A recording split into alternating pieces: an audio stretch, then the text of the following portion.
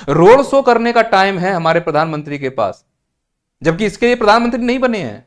लेकिन मणिपुर जाने का टाइम नहीं है जिसके लिए प्रधानमंत्री बने हैं। यूट्यूबर से मिलने का टाइम है हमारे प्रधानमंत्री के पास, लेकिन इसके लिए प्रधानमंत्री नहीं बने हैं। जो बच्चे लाठियां खा रहे हैं, एमपीपीएससी का प्रोटेस्ट कर रहे थे, एमपीपीएससी की मांगे नहीं मानी जा रही हैं, सरकार अपने बातों से थूक कर चाट रही है, वहां सरकार का ध्यान नहीं है, वहां प्रधानमंत्री का ध्यान नहीं है। क्योंकि ये कोड है, इसको छुपा लो। बवाल है, मचता रहेगा, कोड है, छुपा लो, केवल वो दिखाओ जो चीजें अच्छी हैं। अगर आपने नैया पार का चैनल सब्सक्राइब किया हुआ है तो प्राउडली कहो कि मैं एक निष्पक्ष देशभक्त हूं। और अगर आपने नैया पार का एप्लीकेशन डाउनलोड किया है तो प्राउडली कहो मैं कट्टर देशभक्त हूं। कट्टर देशभक्त बनने के लिए डाउनलोड करें नैया पार एप्लीकेशन। इस एप्लीकेशन का लिंक नीचे कमेंट बॉक्स में मैंने पिन किया हुआ है। आइए वीडियो की शुरुआत करते हैं। ये जो टूटा हुआ पुल आप देख रहे हो, ये गुजरात का बड़ोदरा पुल है।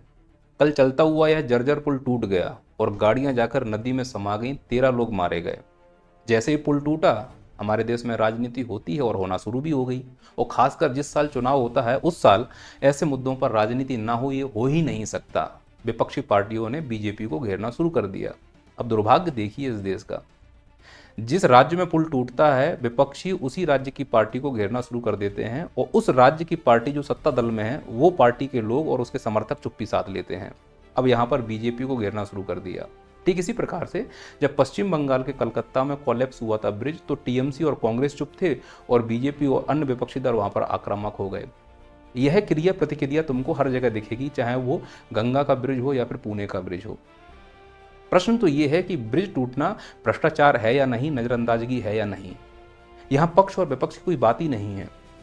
और अगर ब्रिज टूटना भ्रष्टाचार है तो इस भ्रष्टाचार को अगर आप आंकड़ों में देखोगे तो समझ में आएगा कि 2012 से अगर हम 2025 की तरफ आते हैं तो पुल गिरने की संख्याओं में कमी होती जा रही है।